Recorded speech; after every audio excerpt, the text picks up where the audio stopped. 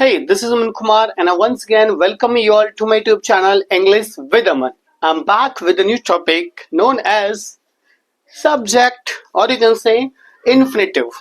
Okay, so this is going to be the second part of subject series. इससे पहले वाले video में मैंने आपको सब्जेक्ट के बारे में पढ़ाया था कि एक सब्जेक्ट का पार्ट ऑफ स्पीच क्या होता है, सब्जेक्ट का बिहेवियर क्या होता है, 3 पॉइंट ऑफ में बताया था।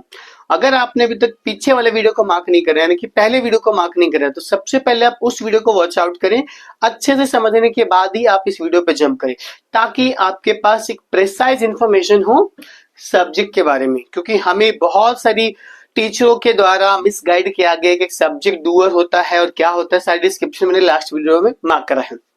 आज का वीडियो आपके सब्जेक्ट के सीरीज का दूसरा पार्ट होने वाला है।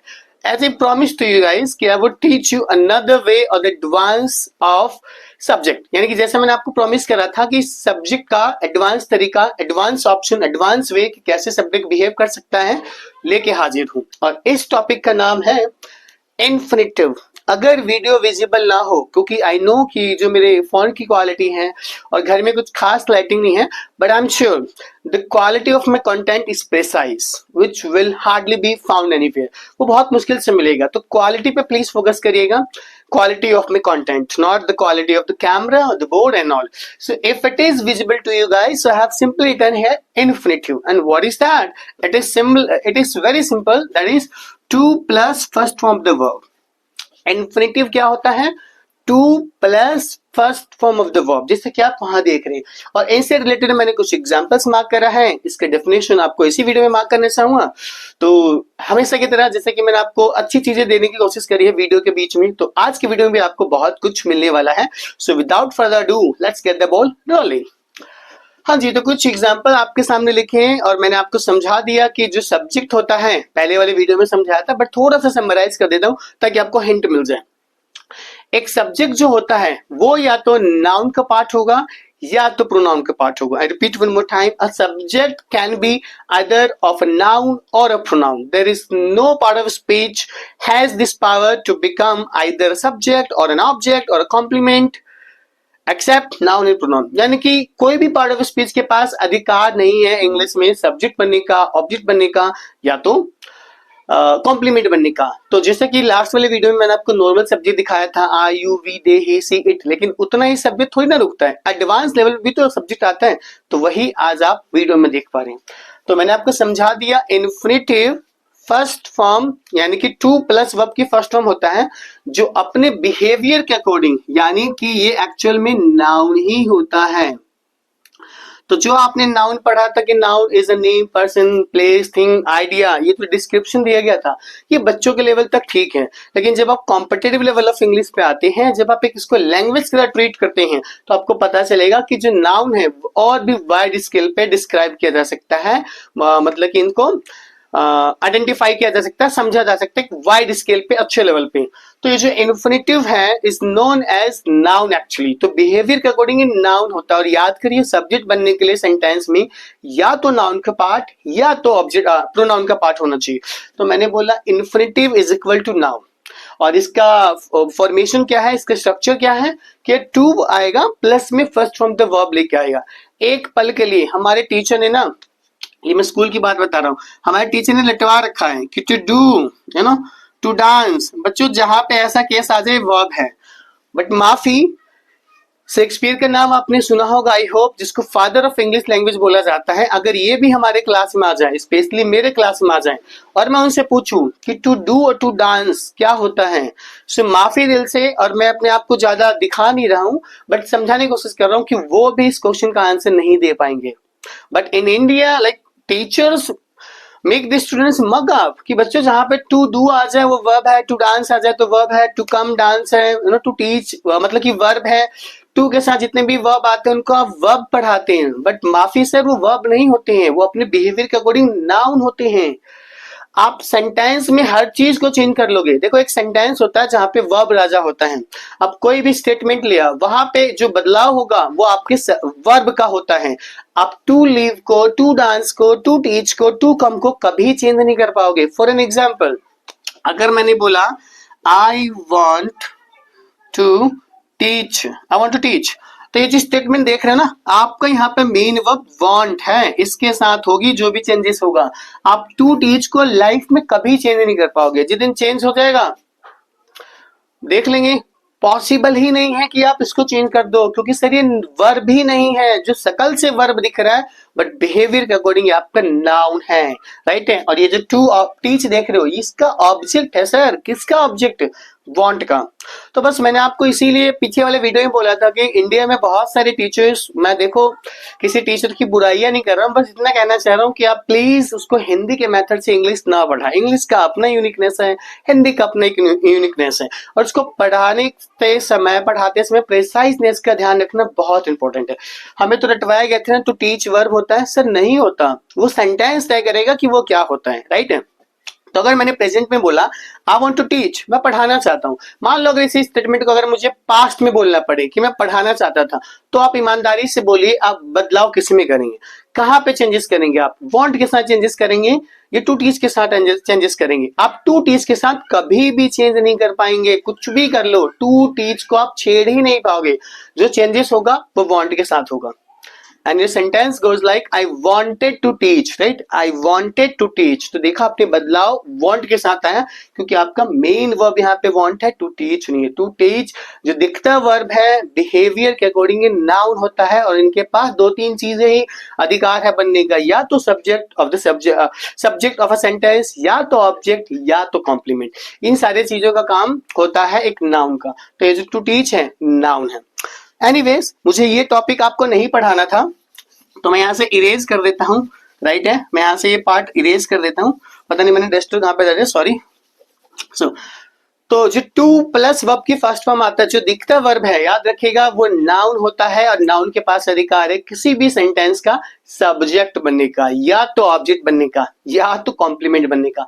ये ऑब्जेक्ट क्या है, कॉम्प्लीमेंट क्या है, बहुत जल्द हम इसी सीरीज में पढ़ने वाले। फिलहाल हम इसको सीखते हैं सब्जेक्ट के तौर पे। Infinitive is equal to to plus first form of the verb. अब एग्जांपल देखिए, आपने ऐसे एग्जांपल बहुत सुना होगा लाइफ में। क्या है पहला एग्जांपल, कैसे जा रहा है, to teach English is mandatory. Let's suppose if I started my English academy, right.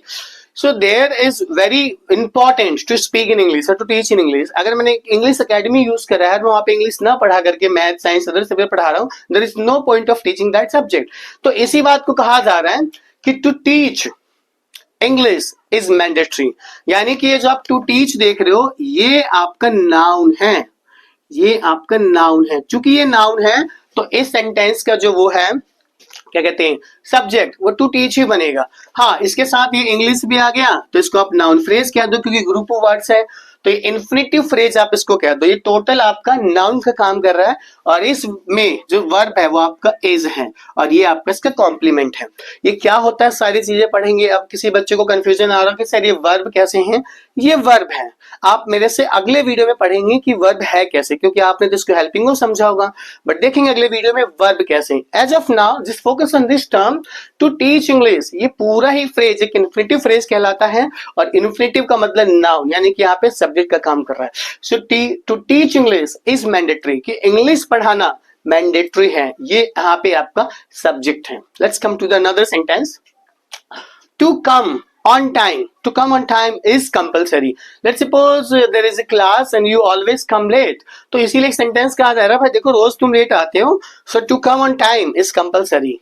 To come on time is an offense, कि अगर तुम टाइम पे to come नहीं, मैं मुझे बोला था to come on time is mandatory, कि तुम अगर टाइम पे नहीं आओगे तो ये ऑफेंस का काम करेगा, मतलब कि आपको जुर्माना वगैरह लग जाएगा या पनिशमेंट दिया जाएगा। तो इसीलिए कहा जा रहा है to come on time is compulsory, कि समय पर आना बहुत जरूरी है। तो टू कम ये आपका सब्जेक्ट का काम कर रहा है, और ये जो आप इसके साथ देख रहे हो ये भी इसी का पार्ट है। तो उतना कॉम्प्लिकेटेड ना बनाते हुए आप टू कम पे फोकस करो, जो इन्फिनिटिव है, और इन्फिनिटिव का मतलब नाउन है, नाउन के पास अधिकार है या तो सब्जेक्ट या तो ऑब्जेक्ट। तो ये यहाँ पे सब्जेक्ट का काम कर रहा है। आई होप कि आपको समझ आ रहा है। अगला sentence, to do exercise is a good habit. To do exercise is a good habit, कि इसमें कहा जा रहा है देखो एक्सरसाइज करना एक अच्छी आदत है। तो टू डू एक्सरसाइज ये पूरा आपका सब्जेक्ट का काम कर रहा है। अगर आप एक्सरसाइज को हटाते तो फिलहाल हटा दो, टू डू पे आ जाओ। मैंने बोला टू डू का मतलब करना हो जाएगा, लेकिन इसके बाद मैंने एक वर्ड लगा के इसको फ्रेज में बदल दिया। ग्रुप ऑफ वर्ड्स को फ्रेज बोलते हैं। So to do exercise, exercise करना है एक अच्छी आदत। To do exercise is a good habit. I hope कि समझ आ रहा है। अगला सेंटेंस आपके पास, टू बी अ गुड। अच्छा, यहाँ पे एक चीज मिसिंग हो गया, यहाँ पे मुझे पर्सन लिखना था, राइट है। मार्कर भी काम नहीं कर पा रहा, बट वर्बली मैं आपको रिलेट कर पा रहा हूँ, आई होप सो।